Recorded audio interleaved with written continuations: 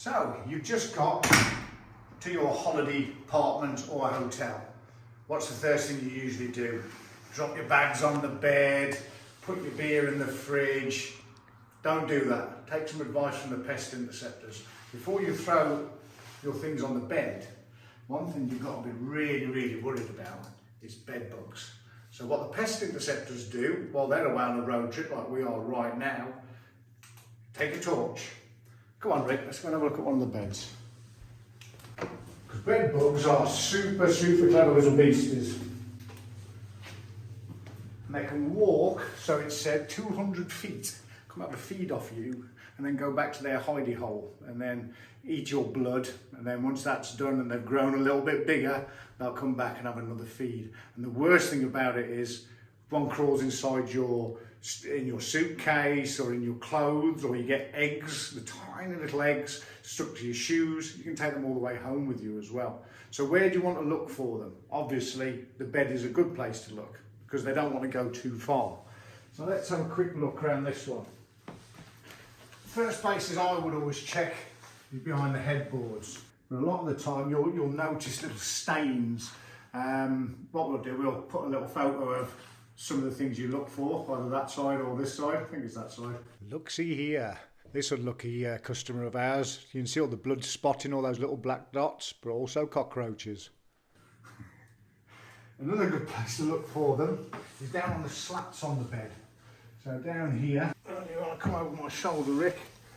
This looks all okay to me, but any cracks and crevices down here, you want to have a really good look around. Because a lot of the time what you'll see is the blood spotting. So when the bed bug has a feed off you, what it does, on its way back off your body and across the bed, it'll do a little poo of your blood because it'll overfill with blood. And it'll leave like a little brown patch. Or once it gets on the wood, if it's a wood slatted kind of frame bed, it'll almost look like little black dots. So if you see those on a bed, ooh, big no-no. The other place you want to look as well on mattresses is in this part here, the bit that goes around the top of the beds, and you want to lift it up and look underneath, look over the top, and also around these buttons, the breather buttons. Quite often you can get bed bugs and they'll go underneath these and they'll hide in there. But luckily for us, there's no bed bugs in this one. The other place I would look in this room is behind picture frames that are near to the bed, because at the back of picture frames, look, obviously there's 1,000,001 little hidey holes here where bed bugs can get into. If you've never seen a bed bug before, I know, but the first time I ever saw a bed bug on a bed, I was quite amazed at how quickly they move and the size of them. Because they start off as a tiny little nymph, about a millimetre long maybe, and they go up to about 7 millimetres long, so it's quite a big little beastie. I would check behind all of these. And another place to check is the skirting boards, where you've got these gaps along skirting boards and places like this. Get your torch down there and have a good look. I think we're safe to sleep here tonight, Rick. I think we're safe. Another thing you want to look out for is cockroaches. Okay, Ricky was lucky enough to find one in his hotel room a few days ago. It's crawling up my leg. I think you got a video of it, didn't you? I did, yeah. Yeah, and we'll put that here. No way. That's a cockroach I've just found crawling up my leg in a hotel room. Let's go and have a look for the most likely places for cockroaches to be living. One place is the bathroom, and the cockroaches don't like the light. So a good thing to do, if you've got a can of, say, fly spray or something like that, behind places like the sink, stuff like that, you can give it a quick spray and that will drive them out, because they'll try and get away from the insecticide. It probably won't kill them, by the way, because they're pretty indestructible. You always want to get your torch out as well and have a good look all around all the little cracks and crevices. And in foreign buildings, you see quite often the building work isn't that brilliant, is it? I think we're cockroach okay here though.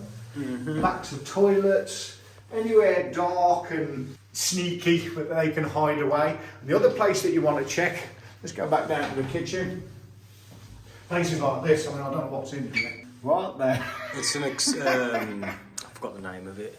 exchange a thing. I think it is, yeah. Places like that, great for cockroaches to hide away.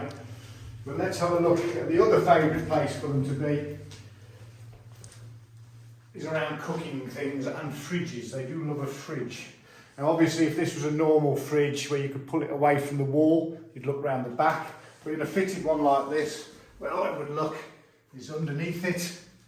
And as soon as you shine the light in there, you have to be quite quick, because if you shine the light on them, they'll scurry away. That's another place that you want to check for them. And also, inside cookers, especially if the cookers haven't been used very much, like in a lot of apartments, just check around in there and you're looking for little adults, nymphs or fully grown cockroaches. So always remember, take a torch on holiday with you, because you don't want to be bringing cockroaches home, and you certainly don't want to be bringing bed bugs home, because they are a nightmare to get rid of. Bon voyage!